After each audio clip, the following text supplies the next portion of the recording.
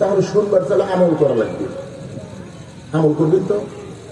আচ্ছা আগে বলো তো কি আমল? বলে আপনি যখন ব্যবসা করবার যান তখন আপনার বুড়া বাপ খালি খেসখাস করে, আপনার বুড়ি মা খালি কুটকুট করে, এই বুড়া বুড়ির অত্যাচারে আমার কোলটা ধরে গেছে, এই কয়েক বাতাস করতেছে। আপনি যদি ওই বাপ পালিয়ে থাকতে চান তাহলে আমার আল্লাহর রাস্তায় বাপের বাড়ি থেকে যান। আর আমার দিয়ে যদি জান্নাতের সংসার করবার চান তাহলে ওই বুড়া বুড়ির বাদ দেওয়া লাগবে, অমা আলাইনা ইল্লাল বালাগ। এখন আপনি বলেন কি আমল করবেন?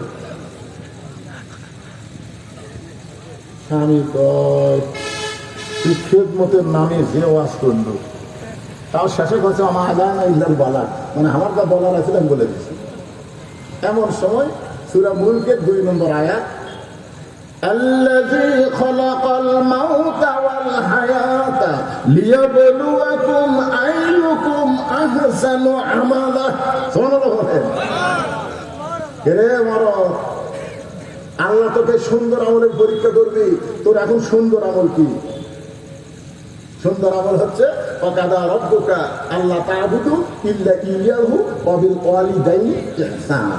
তো সুন্দর আমল হলো এই বউ ছেড়ে দিলে বউ পাবো, বউ মরে গেলে বউ পাবো।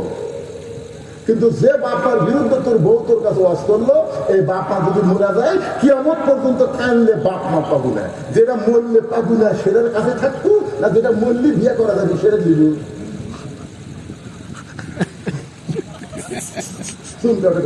খারাপ আছে খারাপ। বউকে কেন উঠবো? ওঠ। তো 3 তালাকের ভ্যানত করে, 3 চাকার ভ্যান না, 3 তালাকের ভ্যানত করে তো বাপের বাড়ি কাটা যাবে। বাপের বিরুদ্ধে আমার কাছে বাস করতেছে। বউ দূরে এসে স্বামী পা ধরে বলতেছে, আসলে আপনি আল্লাহর অলিগ, আপনি পরীক্ষা করলেন অতি ভক্তি। মা বন্ধু বলতেছে, খবরদার শ্বশুর শাশুড়ির বিরুদ্ধে নিজের স্বামীর কাছে বলবেন না।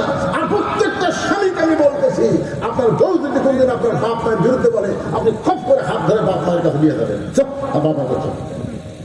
তখন বলবে না না দরকার নেই, দরকার নেই, মানে মিথ্যা বলতে যাবে।